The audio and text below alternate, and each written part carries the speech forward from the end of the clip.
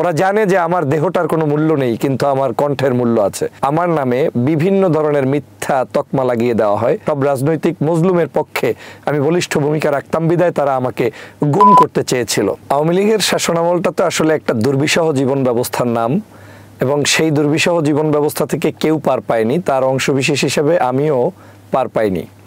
বাংলাদেশে আমাকে থাকতে দেওয়া হয়নি, আমার পরিবার সহ থাকতে হয়েছে সুদূর প্রবাসে, বিশেষ করে মালয়েশিয়া, তুরস্ক, কম্বোডিয়া, সিঙ্গাপুর সহ বিভিন্ন জায়গায় আমাকে পালিয়ে থাকতে হয়েছে তথা আওয়ামী লীগের অত্যাচারের জুলুমের শিকার হতে হয়েছে। যখন আমি বাংলাদেশ থেকে দেশান্তরিত হয়ে ভিন্ন দেশে গিয়েছি, সেই দেশেও আমাকে সুস্থ শরীরে থাকতে দেওয়া হয়নি। বাংলাদেশের ফরেন মিনিস্ট্রির পক্ষ থেকে ওই সকল দেশের এম্বাসিগুলোকে ইনফর্ম করে এবং সেই দেশের পররাষ্ট্র মন্ত্রণালয়, স্বরাষ্ট্র মন্ত্রণালয়, পুলিশ ডিপার্টমেন্টে আমার নামে বিভিন্ন ধরনের মিথ্যা তকমা লাগিয়ে দেওয়া হয়। কখনো বলা হয় আমি দেশদ্রোহী, দেশবিরোধী, অথচ আমার জন্ম 1987 সালে। বাংলাদেশ থেকে যখন বিদেশে গিয়েছি মনে হয়েছে যে সেখানে হয়তো একটু স্বাধীনভাবে কথা বলতে পারবো। যখন ফ্যাসিবাদের বিরুদ্ধে আমি লড়াই শুরু করলাম, কথা বলা শুরু করলাম, সেই দেশের বিভিন্ন জায়গা থেকে আমাকে ইন্টারভিউর জন্য ডাকা হতো। পুলিশ ডিপার্টমেন্ট, গোয়েন্দা শাখার পক্ষ থেকে আমাকে প্রতিনিয়ত বিরক্ত করা হতো, জানতে চাওয়া হতো। এমনকি সেই সব দেশে বসে আমি টকশোগুলোতে জয়েন করতাম, সেই টকশোগুলোও স্বাধীনভাবে কথা বলার অধিকারটা পর্যন্ত আওয়ামী লীগ কেড়ে নেওয়ার চেষ্টা করেছে বহুবার। আপনারা যদি জানেন যে আমি যখন বিদেশে গিয়েছি, সে বিদেশে থাকা অবস্থায় আমাকে একবার সিঙ্গাপুরে প্রায় 25 ঘন্টার অধিক ইমিগ্রেশনের পুলিশের সেই কাস্টডিতে আটকিয়ে রাখা হয়। কোনো অভিযোগ নেই। আমি জানতে চেয়েছি কি অভিযোগের ভিত্তিতে আমাকে ঢুকতে দিচ্ছেন না সিঙ্গাপুরে। ওনাদের একটাই অভিযোগ, তুমি রাজনীতি করো, তুমি বাংলাদেশের একজন নাগরিক, তোমার দেশের সরকারের পক্ষ থেকে অভিযোগ রয়েছে, এর বেশি কিছু বলতে পারবো না। বিভিন্ন গোয়েন্দা সংস্থার লোকেরা সেখানে আমার উপরে মানসিক নির্যাতন করে, টর্চার করে, এমনকি 24 আওয়ার্সের মধ্যে আমি আমার পরিবার, শিশু বাচ্চাটির দিকে পর্যন্ত কথা বলতে পারিনি। সবাই অস্থিরতার ভিতরে ছিল।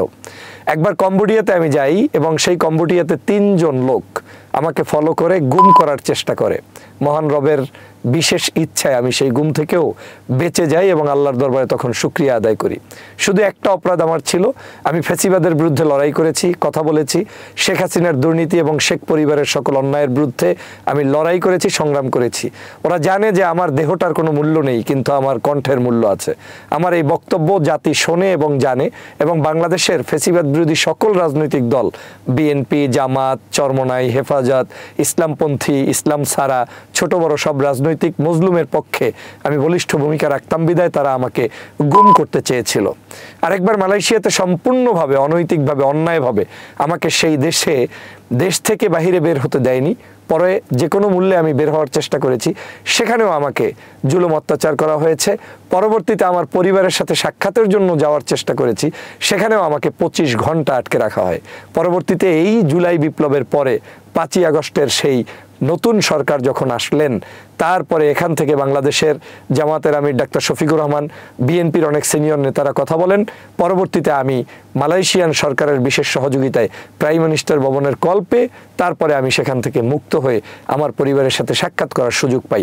এক বাক্যে আমি চরম জুলুম, অত্যাচার, নির্যাতন সহ্য করে ফ্যাসিবাদের বিরুদ্ধে লড়াই অব্যাহত রেখেছিলাম।